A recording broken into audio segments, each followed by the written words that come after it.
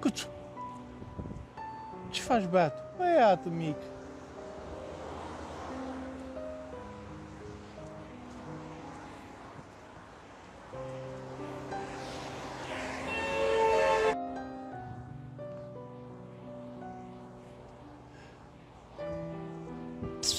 Cuțu, ce faci, băiatul? Băiatul mic.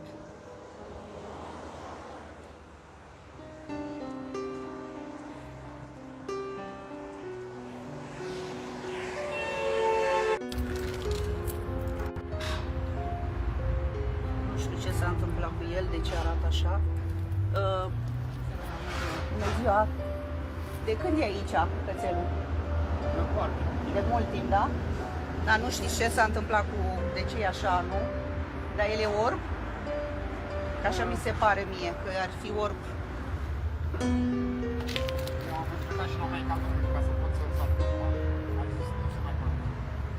Cine v-a zis? Ați fost la medic? Da. Și tot cu fotografie și a zis. Și a zis că nu se mai poate face ceva A pentru zis el? că tranquilizat și atât. Da, nu știu ce este în abdomenul lui. Păi a fost lovit de mașină, e o bătrânică care și-a de aici și A fost lovită de mașină Da. cândva, de mult, nu? Da. Pe mascul. E băiat. Da. Uf. Da. O să încerc să-l iau în mașină și să-l duc la cabinet. Și o să vedem ce o să fie, ce o vrea cel de sus. Și acum mai... Când ați fost dumneavoastră cu el la cabinet? Nu, am făcut decât poză și m-am A, dus și poză. Da. Când asta? Acum vreo 4 luni. 4 luni. Am înțeles. Dar el Și mănâncă? Da. Mănâncă, adică el duce o viață așa normală, doar că e cu Da. umflătura asta așa. Eu îi dau drumul să iasă afară, să ducă aia. Și mănâncă foarte mult.